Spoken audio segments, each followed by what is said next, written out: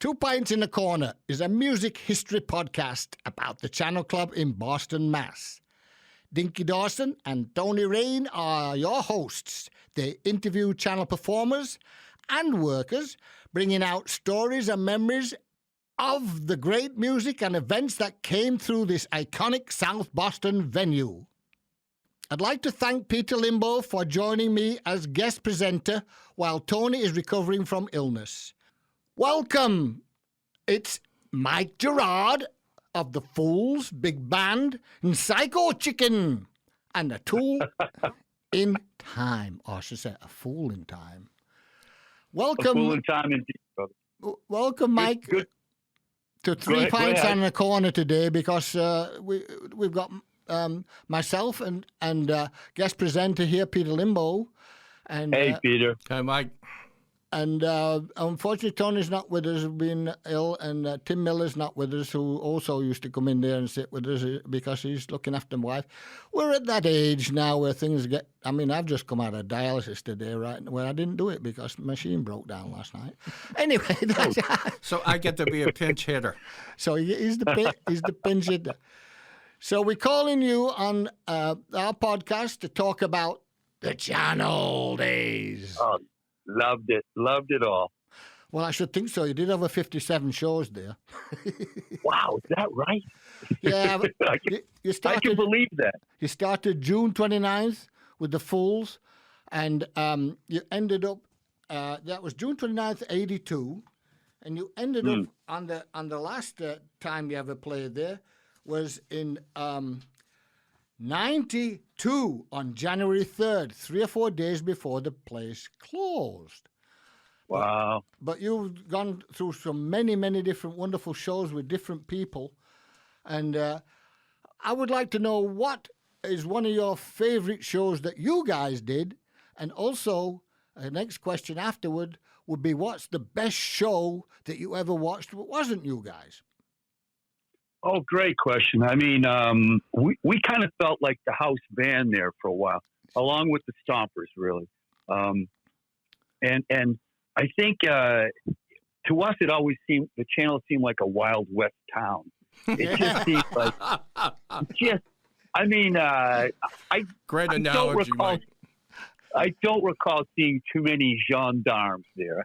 It seems like they were big kids, football players from BU who were the bouncers, and I saw a couple people get bounced, but it was just a friggin' wonderful place, man. Some of my fondest Boston memories are really from the channel. I mean, we did the Paradise was good times for different reasons. A little too sterile though, but. A little too sterile, and playing the Orpheum a few times, it was a great feeling. Playing the Cape Cod Coliseum was a great feeling, but there was nothing like the channel. The channel, I agree. You felt like you were playing in an enormous living room. I mean, I agree. And I what was the capacity there, Dinky? Do you recall? 1,600. Okay, I know we had more than that. But Charlie said that last week. Like the deal was, after 1,600 tickets were sold, they paid the band, and everything else was house money. No doubt about that. I'll tell you what, I remember a lot of shows there. I kind of remember, we always had a blast there, and I mean always. But I remember some of the more bumps in the road shows we did there. For instance, we did an April Fool's show there, and we'd gone on Charles's morning show, Lacardaire's morning show, BCN, to promote it the day before, and we came up with the idea that we were going to give away a car. Great, give away a car. Your ticket will, of all the tickets, one will be picked out as the winner, right? So we bought this friggin' junk car. Because obviously we couldn't afford to give away a car, but we didn't say new car. We said we're going to give away a car. So we get the car there, towed there because it wouldn't drive itself. We bought it for $100, and we had it towed there. and it was a small car, so we could get it through the back door. And well, in order to do that, we found out later that same afternoon that we couldn't get it in there if it still had a gas tank in it. Oh, yeah. So it's whatever So we had somebody come by for $100. They took the gas tank out. Anyhow, we're already $200 into this car we're giving away. So we had it covered with like a huge cloth, and then we had a big drum roll, picked out somebody's name, and we took the cover off the car, and everybody saw that it was just a piece of junk. And so it was a good joke, but of course, at the end of the night, the car was still there. so we had to get the car, and thankfully, the big BU bouncers helped us get it back outside. And then we spent another $100 to take it away and junk it. So you should have just thrown it right into the channel and cover it up with the water and forget about it. It wouldn't have been the first car in the channel. I know, you got that right, my friend. Maybe the only one without a body in it, though, right? Well, Dinky's driving that car now, by the way. I mean, he's...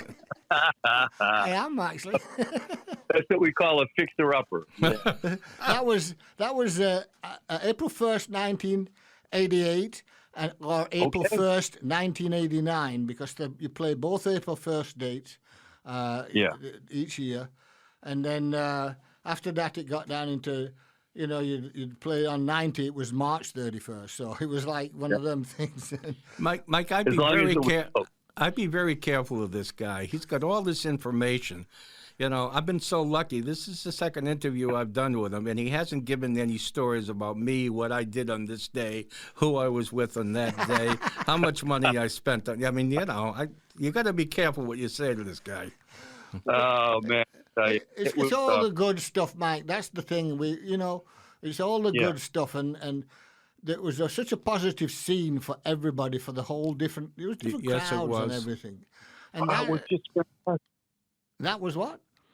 It was fantastic. I remember, I hadn't, maybe I had heard about it or not, but one night we played there, and it was so very crowded that I decided to jump into the audience. That's right. I remember. And they were passing me around the audience during Richie's solo. Did you have your underwear on at the time? Because I know you had your underwear on one night. I sent you a photograph of that. Well, I would never jump into the audience in my underwear. I'll tell you that. That would be what do they call it? Trust is one thing, temptation is another. Oh, that's a good one, Mike. That's a good one. I couldn't, but I ended up jumping into the audience, and I'm lying on my back, and they're passing me around the crowd, and it was fantastic. And at some point, I realized Richie was getting to the end of the solo, so I started pointing back to the stage. Do it again. They passed me back to the stage, and I got up there just in time for Richie's solo when it ended. But some of the bands that I saw there, saw Roy there. I was there a number of times, and I saw him on the last night. I was there. I was there that night too. We all were. So. Yeah, it was wonderful. That was tough. It was tough. It was a wonderful show as always. But who else did I see there? I remember.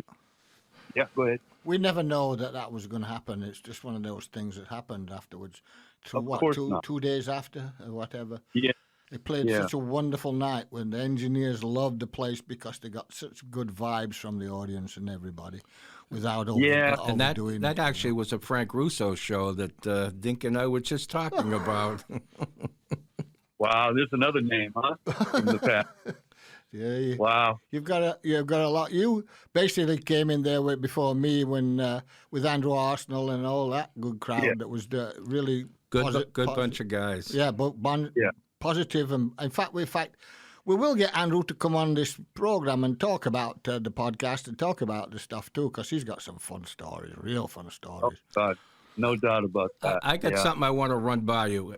Let's see how good your memory is. Oh, this is good. Do you remember doing the 1979 WBCN strike concert at the Orpheum with the Stompers?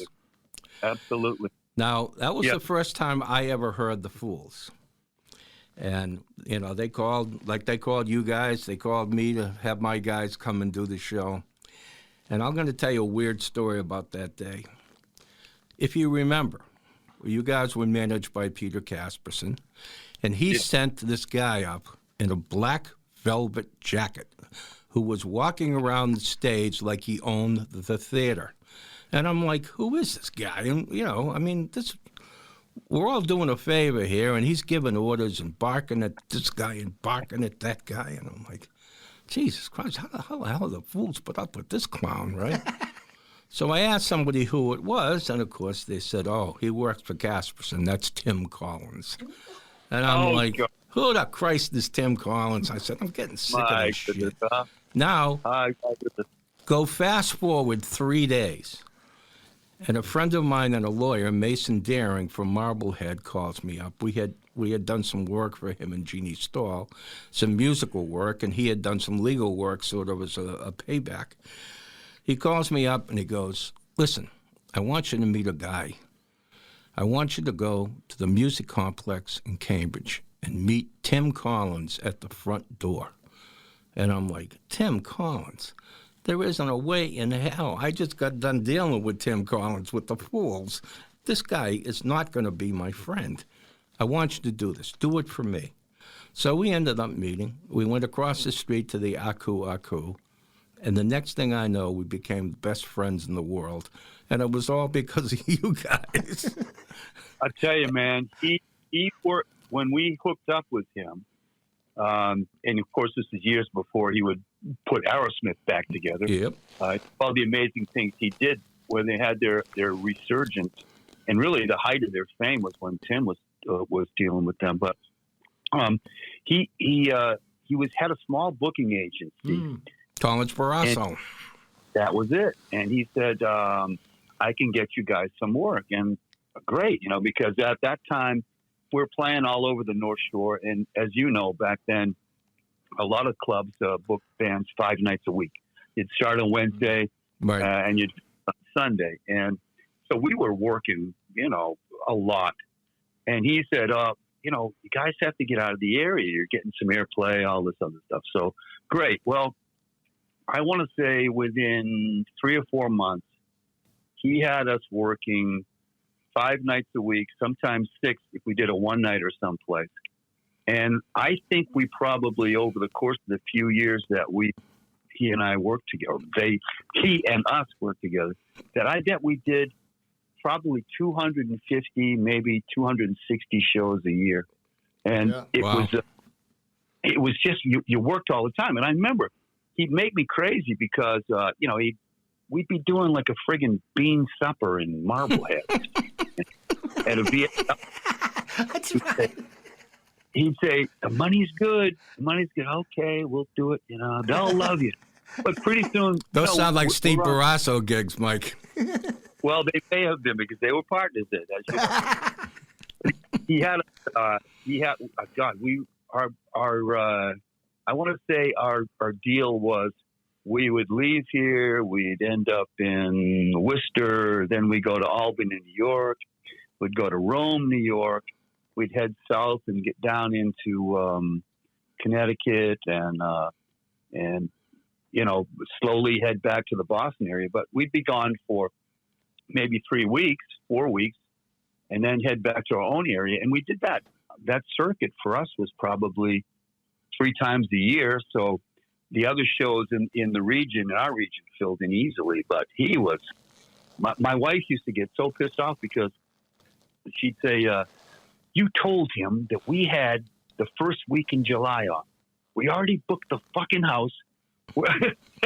And he has working. And I'd call him up and he'd say, man, I'll tell you what, just do this one night gig. It's the Saturday of your week off. If you do that, I'll pay for the place you're staying at down there. And I didn't know at the time that he was making deals with other people. Like he was a big deal maker. Tell you what, let the Fools open for this band and I'll give you this other band down the road that's also doing, you know, that kind of Robbie James Montgomery. May have been, but yeah, he was. He stayed friends with him all these years. He he's turned it. I mean, not that he wasn't. He was always a nice guy, but he's really he turned into a real sweet soul. Well, he did some major solids for me, and his involvement with his rehab place in Pennsylvania helped. One of my clients, helped him out a lot. And I mean, Tim was at my house actually last summer, and we've still maintained our friendship. He did a lot of good for a lot of people. He was a guy who sort of sat back and realized what his life had been and decided to change it. And there are, I would say, literally hundreds of people walking around now who owe a lot of gratitude to this guy. Who might not be walking around with us. Exactly right. I'm glad you said that. Yeah, he was just. There's a documentary being done on us now, and he was one of the people that was interviewed.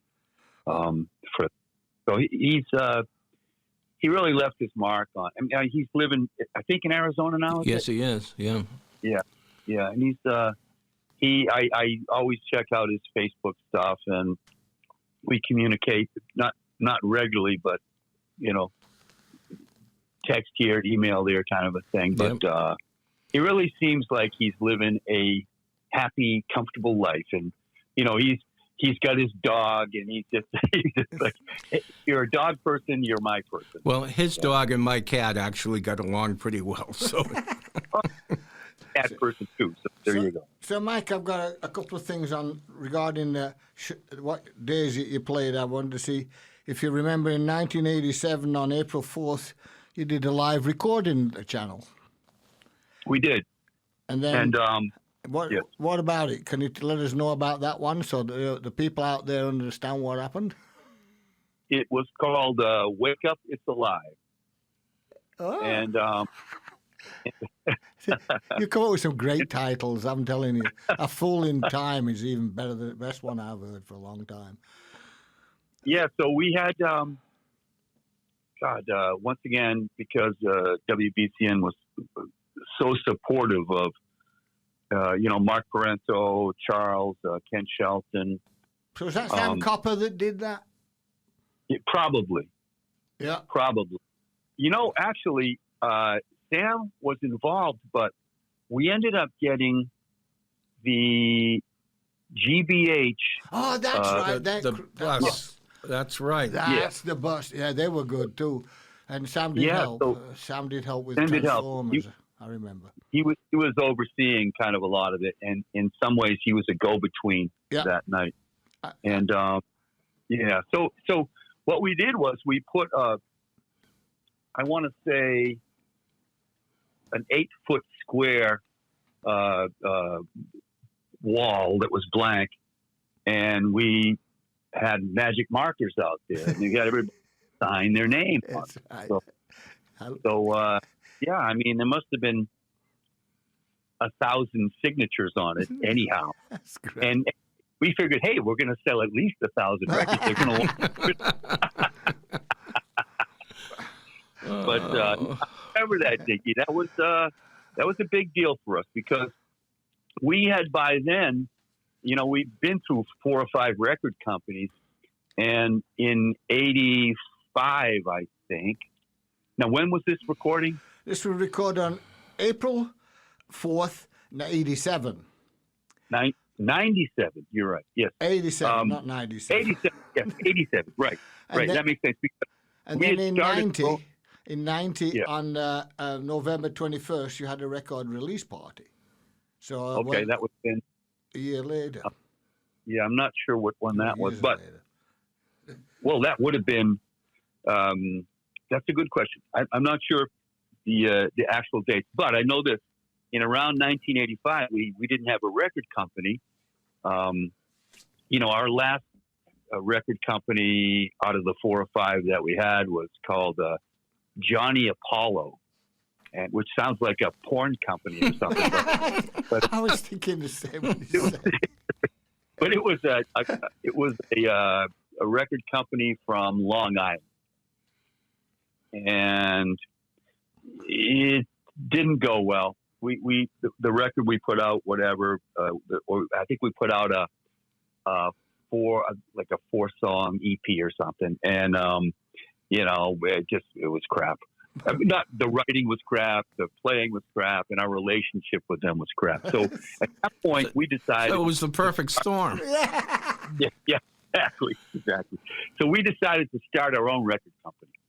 Now, back then, it wasn't called independent; it was called stupid, because nobody, it just. But we had we had great relationships with radio stations in Hartford, Connecticut. In Rome, New York, in Albany, of course, the Boston and Worcester area, and in New Hampshire, HEB, places like that. So we realized if we could put something out, we could get it played locally, and so that's what happened. And in our world, the best we ever did was when we had to go to ourselves and say, how much money do we keep and how much do we spend on promotion? You know what I mean? As opposed to the record companies that would say, well, we sent you to Europe, so you didn't make any money. Yeah, but we played a whole lot. We did a whole lot. Well, you stayed in nice hotels and you ate good food or some crap. They'd hand you. Well, I'm going to say one thing. You did learn a lot from Peter Casperson.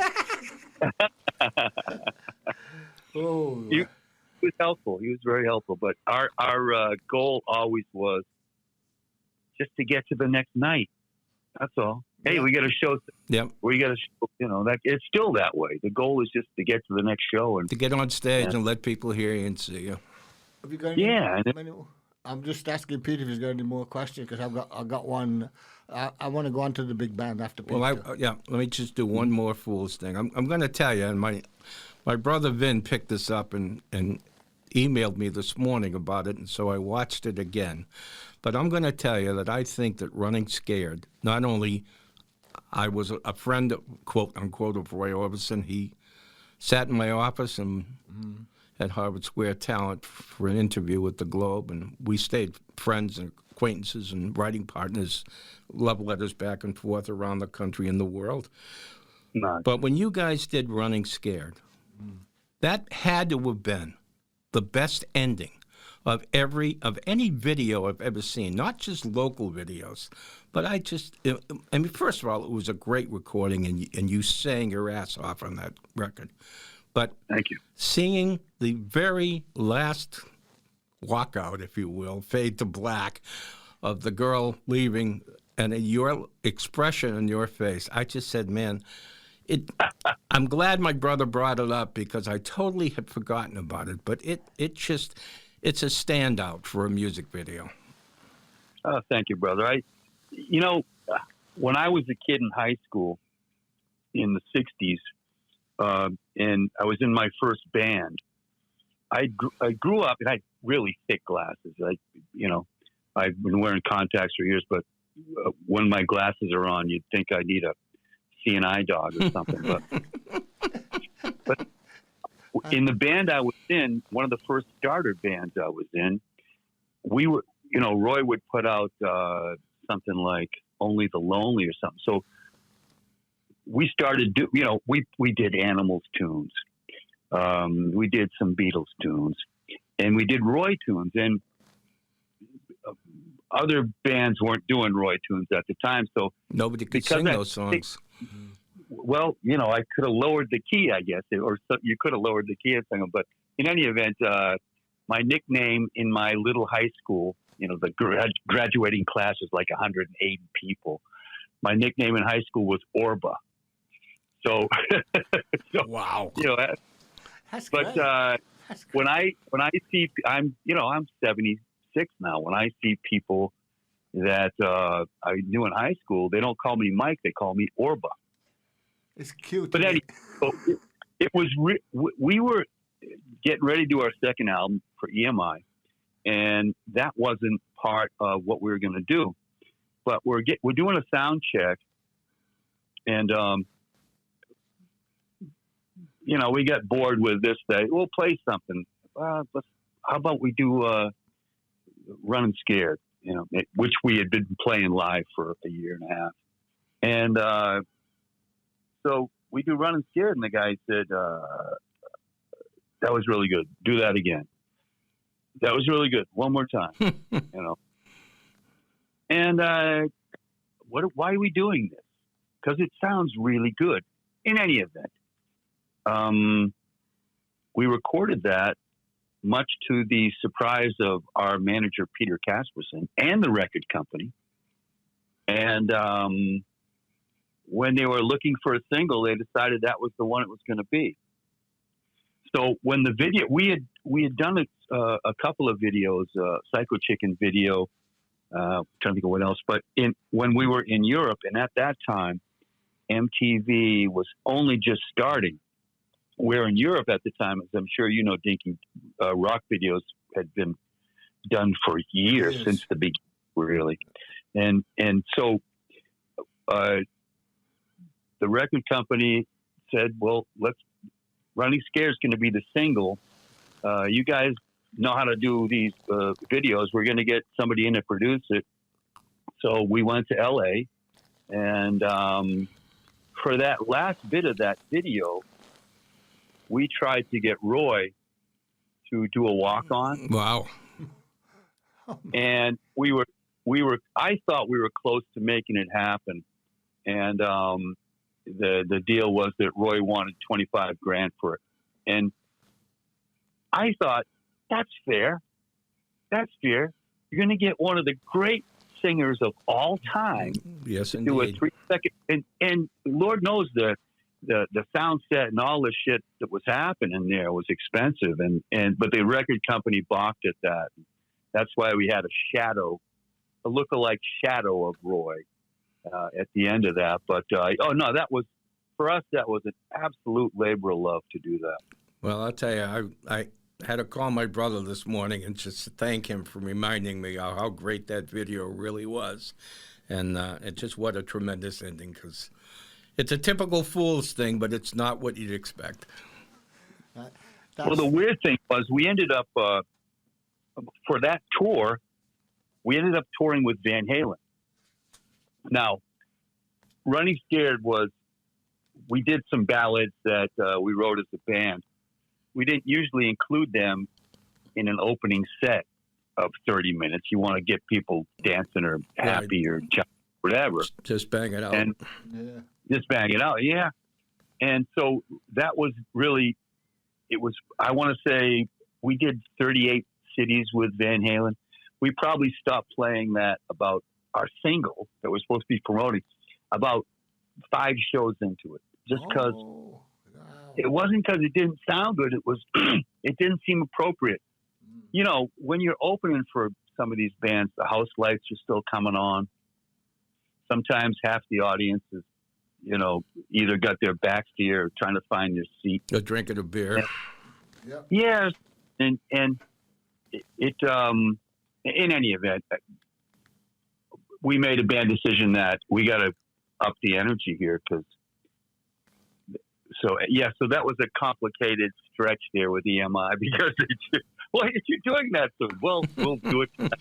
We'll do it tonight because we're in. Wow, a fight with a record company. What a novel idea. I know. Yeah, eventually that relationship ended. We had a disagreement. They wanted to get rid of us, and we didn't want to go. That's a disagreement. That's for sure. No, everything moves on. I mean, right now you're in a new phase in your life where you've been doing it for a couple of years now, is the big band.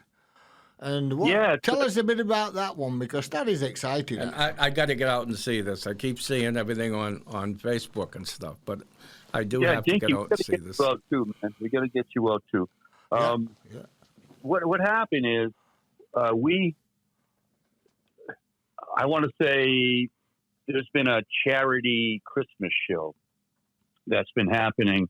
A station, WHEB in Portsmouth, has done it for probably 15 years.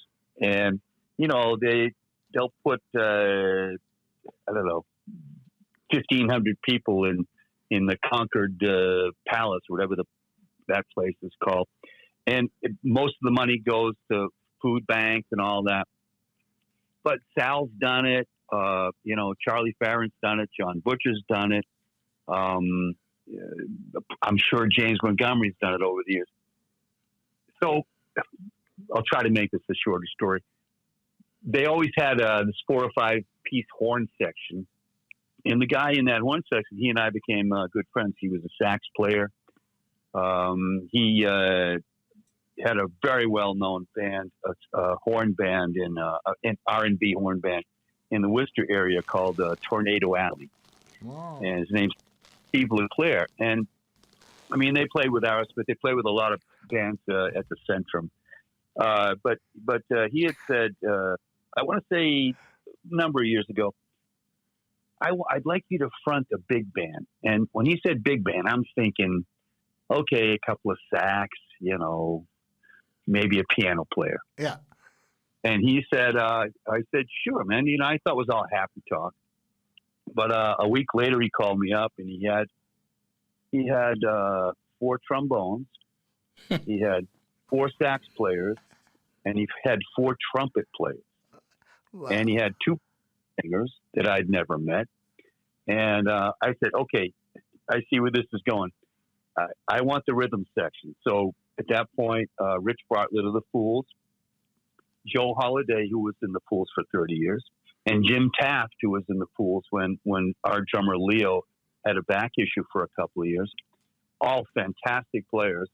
That was our rhythm section. And we weren't sure what to call it. But Steve and I and Jim Roach, a week after the whole process started, we're sitting at a restaurant talking about it. And Jim Roach said, what are you going to call it? And I said, I don't know. And he said, well, it should probably have your name in it. I said, okay. And he said, twist my arm. Yeah, right. Exactly. He said, how about Mike Girrard's Big Swinging Thing? And I thought, that's perfect. However flattering it is to me, it's really a band reference. We know. We're just laughing because it sounds cool. Yeah. Oh, it's ridiculous. No, actually, we're just jealous is what it is. It does. We do all kind of stuff. I mean, we play. We do some animals. Oh. We do Billy Idol. We do. There's so many bands we do. What can I say? Jim Taft, who can sing anything, does a Jackie Wilson tune. Oh yeah. Hello. Cool. Very nice. One of the female singers sings, Jefferson Airplane stuff. I mean, wow.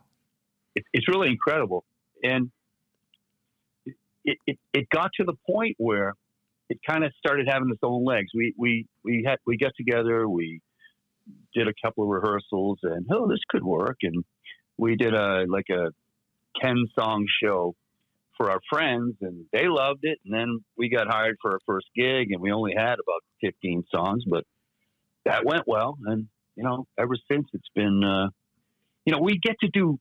I've always had. I love my Paul Jones from Man for Man, the original singer, man. Yeah.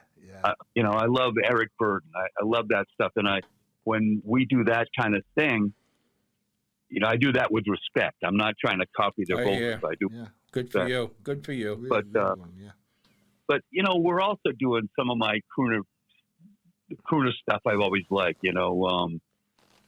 Emptiness is a cloak you wear with nothing to lose.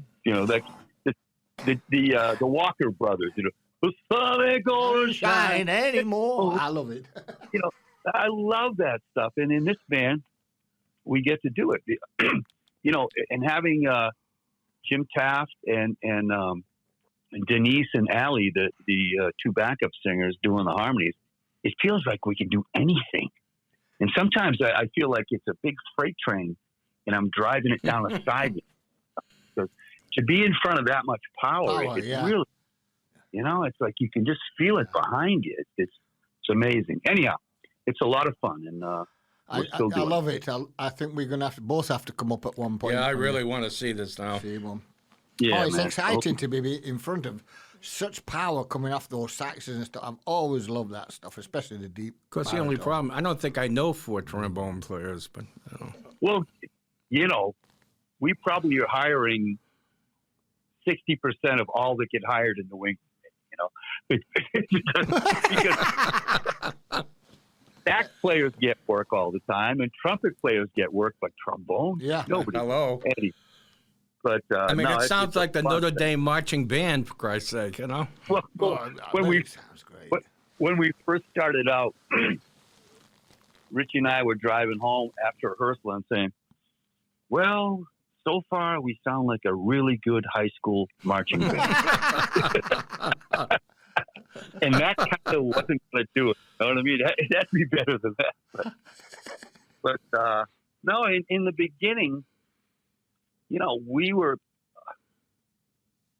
it was hard to, you know, aside from the core group, former Fools and Steve and Richie and I, getting these people who knew nothing about us, a lot of these jazz players or whatever, you know, so we had to pay them for the first few rehearsals. Hey, you know, $15 if they'll come and take a shot at this. And there was always the thought you could buy their time, but, you know, it was their hearts we wanted. Yeah. And now we're just a big family. See, I never knew that horn players had hearts, but you must be a better negotiator than I was, my friend.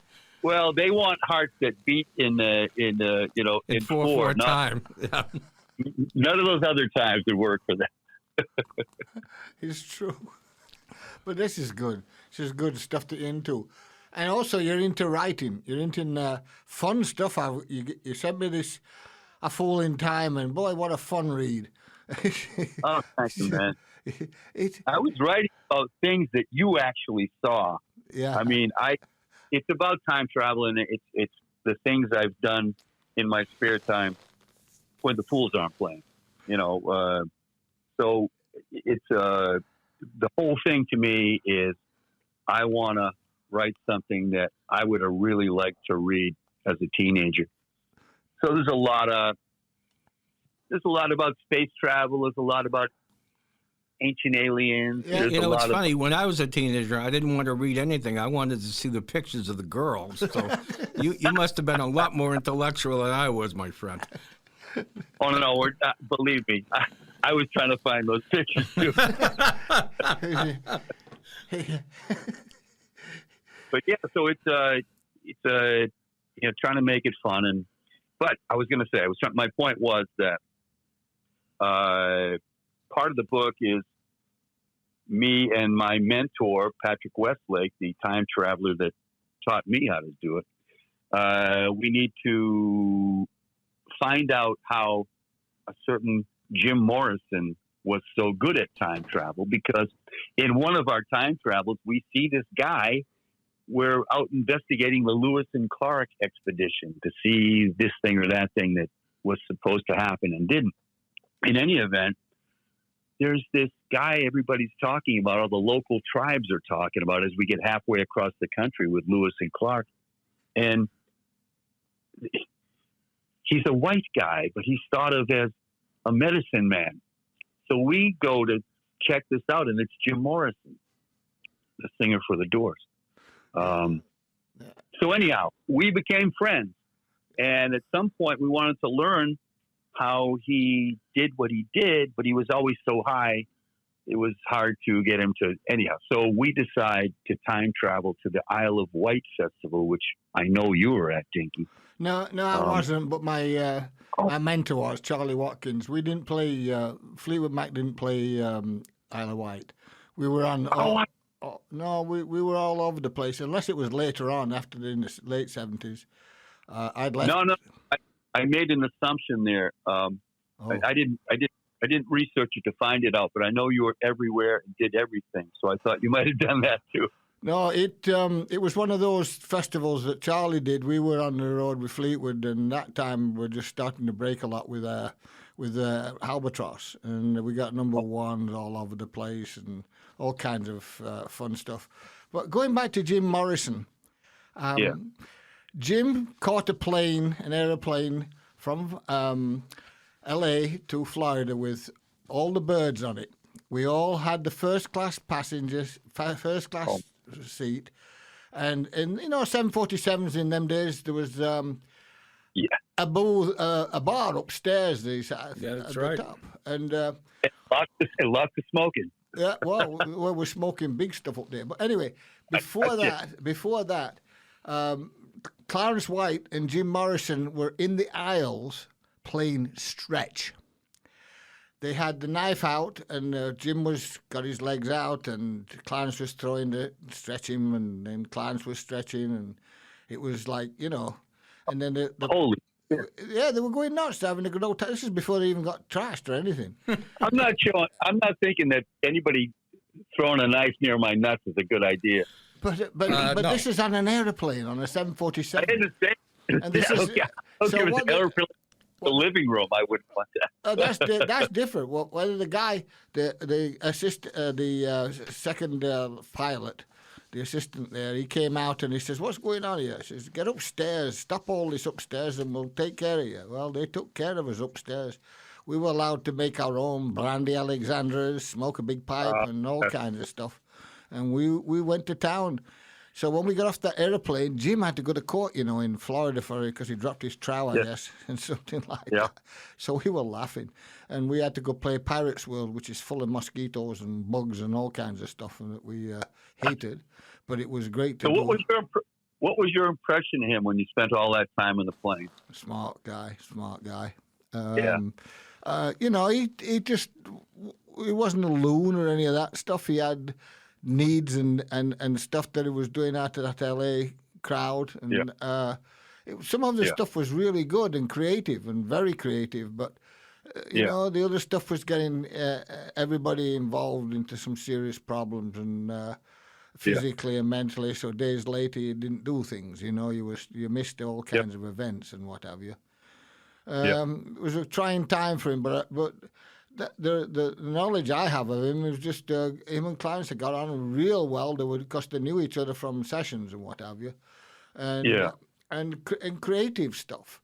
And that's all he was into. He's into creating stuff, whether it be throwing a knife on a 747 or talking in lyrics against us and stuff, because he was always into good stuff, I think. It seemed like I read a lot about what his former bandmates have said about him. Since I'm portraying him in my books, I gotta have some kind of background here. But Robbie Krieger was saying that, to paraphrase, he was saying, Jim was the best guy you ever met, and within moments you'd feel like he was a friend of yours. Exactly. And he said he knew when he was overstepping, and he knew when he had gone too far, and he would, I want to say, privately repent after, and maybe go do it again. But it just made him sound like a complicated, sweet soul. I thought I enjoyed it. I didn't even know who he was until they were telling me what was going on. That was with his lawyer and stuff. Yeah. And I thought, this is two business guys. He looked like a business guy at that time because he's all dressed up nice for everybody, But maybe if he hadn't dropped his pants, and that all got blasé after all, I might never been able to do it 20 years later. There you go. That's the thing. Everyone starts somewhere. It's like, look, Rob Drummer didn't start doing all this goth stuff because I saw that in 1957 with Screaming Lord Sutch when he came out of a coffin and stabbed his blaze sprayer, ripped his heart out, and and all his guts out and all over the audience and running around the audience while the day player lay supposedly dead. Well, it was a bag on front that he used to go to the abattoir and get all the inners and put the... Oh, this was great. And who was playing behind him but Jimmy Page in that band? All those bands were fantastic that he had. Absolutely brilliant. But it's full show. Prior to anything to do with people like Zombie and any of them guys. This is, all that 80s rough stuff, It's already done, 50s. I wonder if it's before Lord Sutch. I wonder if he got that from Screaming Jay Hawkins. Well, they were doing the same thing. They were doing the same thing grinning in the coffin. So anything that Screaming Jay did, so did Such. It was Such was such a intense guy, but his bands, like your bands, have been phenomenal people playing, you know, and having a great old time, and that's the key.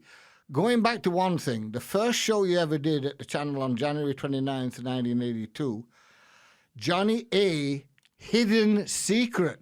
One of my bands was the opening band for you. I brought that up because Peter's here. So. Yeah, I was there that night. It was definitely that night, yeah. You get a laugh out of that one because it's Hidden Secret. Not... Everybody always asks, what is your hidden secret? But, you know.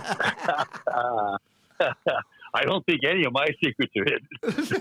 No, you let it all out on stage. It's so good at that stuff. I mean, well, at least as you say in the song, she makes me feel big. You know what I mean? Ooh, yes. It's all big. It's got to start there, right? Yeah. Johnny A., I so much respect for him.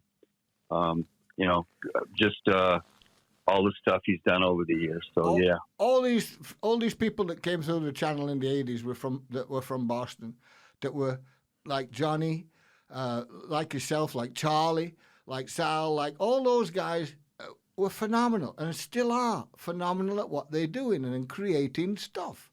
And that's so nice when I start hearing about the big band. Peter's eyes just completely went out of his head when he started talking about that because he couldn't believe all those horns.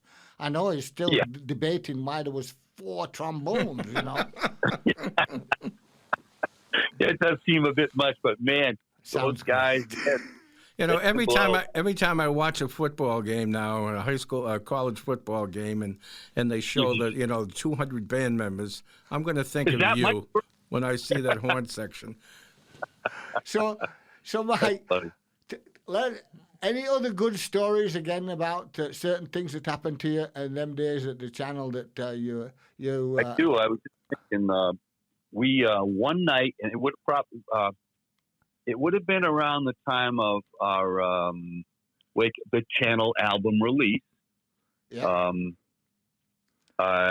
We hooked up with a British producer named Roger Probert, and we were working on the World Dance Party album, and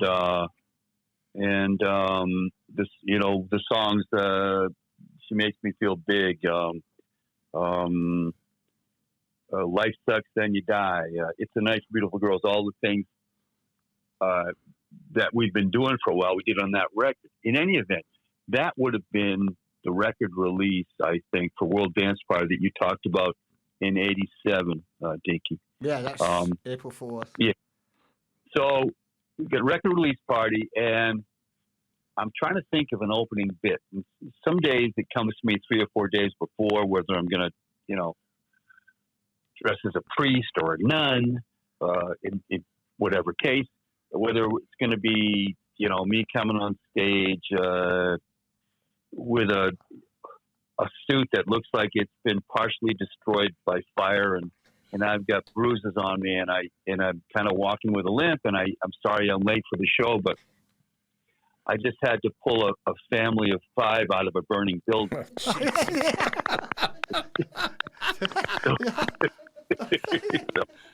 You are brutal. You are brutal. It was how to endear yourself to an audience. But, you know, obviously, a lot of jokes. But sometimes it doesn't come to me, and you know, it's the night of the show, and I don't have any opening, and Roger Probert comes over and he goes, "What you got playing, mate?" I said, how'd you like to be Eric Clapton? Wow. What the fuck are you on about? You know, so I told him, look, you got a great head of hair, you have a great accent. We're going to hand you a guitar. I'm going to tell people that you're going to come up and play with us. And he said, I don't play guitar. Well, it doesn't matter. Just make believe you're playing guitar, and Richie will do some stuff, and you make believe it's you doing it. He said, no, I can't do that. I said, Roger, come on. This is important. You got to take one for the band here. Get up. I'm going to introduce you as Eric Clapton, and you're going to say, "What a great fucking crowd," or some kind of shit. And like that. And he said, "But nobody's going to believe it." I said, "Just trust me." He said, I weigh 40 more pounds than he does. And I said, "Well, he's been living a good life lately. We'll just act like that's the case." So anyhow, we do the routine. He comes up and he's got a guitar on. He looks like it's the first time he's ever had one around his neck, but he grabs the neck of it and kind of holds it up. And I just introduced him as Eric Clapton, and the place went fucking crazy. Because why would I lie about something like that? You know? but so he's, you know, we bring it down, and he goes, "What a great fucking crowd!" And at that point, the song was still going, and I said, "Ladies and gentlemen, Eric Clapton." That was his cue to walk off the stage. But he didn't look like he wanted to leave at that point. They're really fine. but yeah, well, that's a fun memory too. Because this is good stuff. This is really good stuff. Oh, we got a crackle going on. Yep. It must be the phone again. I don't know. I mean, last week it was a cable. This week, what's no. Cracker too? Are you crackling with you up there? Not at all. Oh, maybe the line's good. I have to see what Chris has got to say when he's looking at it. No, I'm hearing it too now. You hearing it? Oh, Chris is hearing it too. I'm not hearing any. It could be my teeth chattering. Yeah. Look at that. Oh. Nice. Huh? Oh. Well, anyway, I think we're going to do this some other day on particular stuff, but we just wanted to cover all the stuff that you had been doing, and then I know there's a lot more stories in you. And same with Charlie, there was a lot more stories last week, and next week it's going to be Sam Copper, and then we're going to have some of the lads who like David Wentling and tell him I said hi.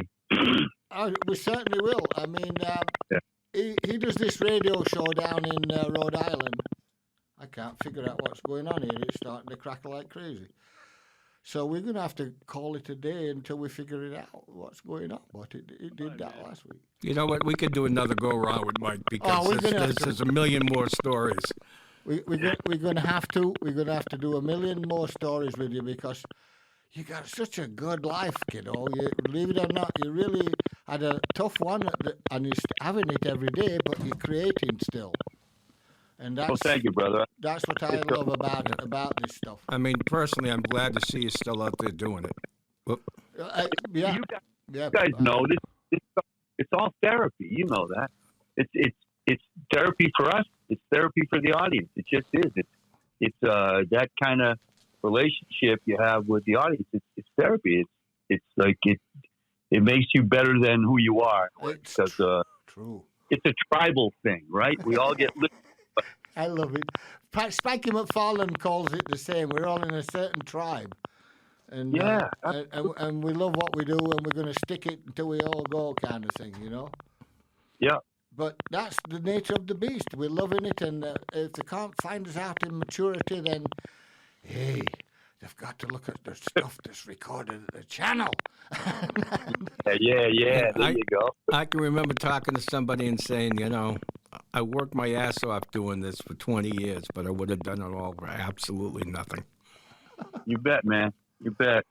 I think sometimes I look out the audience and I'm thinking, you know, it's so great to have you people here. We would do this whether you came or not because we like to hang out together and play music. Correct. Exactly. When you're here, it's a whole lot more fun, you know? So you guys had fun. I spent my life arguing with people on the phone, you know. That was your job, though. That was my job, you know. Someday I'll tell you all the things I called Howie Cusack. Oh, I can believe. I might have called him a couple too.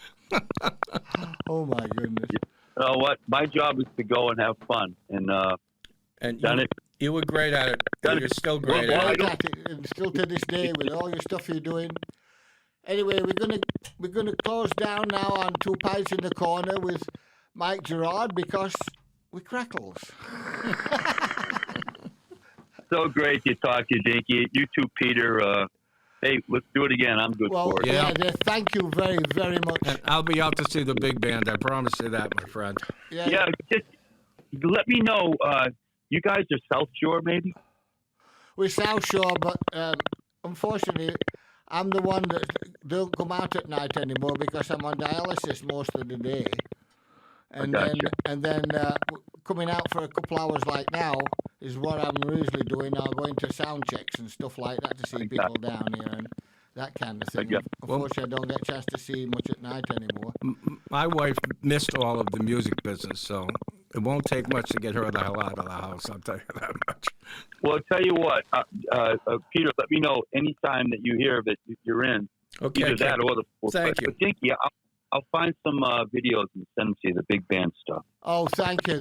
Listen, I can't believe it. I love it because when you said 4 trombones, I was freaked. But also, my best sound with that lot is the baritone bass. Oh, we got one of them, brother. Got one of them. And he is something. His name's Alan. And, boy, he holds the bottom down just like a bass player holds the bottom down. I love it. A rock. That's the feeling, and then you get the notes that you go with it. Oh, my goodness, it's great. All right, thank you again there, Mike Girrard, and have a wonderful, wonderful time here with your big band and also the Fools out there. And also, with the Fool in Time, people, you got to look at the Fool in Time, you guys. You'll never believe it. It's so fun, and it does a good read. I have a third book that should be out in April. I'm going to send you a copy as soon as I get it. What's the name of that one? This one's called The Fool's Errand. The Fool's Errand. There you go. Oh, yeah, that's cool. I like that one already, just by name. There you go. You could have Dinky's picture on the cover, actually. Okay, Peter's after me because I torture him now. It's good. In a good way. He has some good stories, man, out of this business. It's unbelievable. All right. Yeah. Well, thank you again, Mike, and I much appreciate the time. Much appreciate it. And so does all our people on the podcast that listen to this from the channel days in all kinds of areas, such as iTunes. No, not iTunes. Well, they haven't turned it on Apple yet because of something or other. But it's on iHeartRadio, it's on Amazon, it's on Spotify, it's on 2 other podcasts, and it's in Boston's bestliverock.com. There you go. And it will be up in a few weeks here when everything goes up for this new series and we want to thank you that and Tony unfortunately is not here with us, but his presence is all around us. So you have a good one, and we'll look you up again, and we'll have some more fun stories from you, Mike. Okay? I'll catch up with you, Mike. Definitely. Absolute pleasure, guys. Talk to you. Signing off. Yes, sir.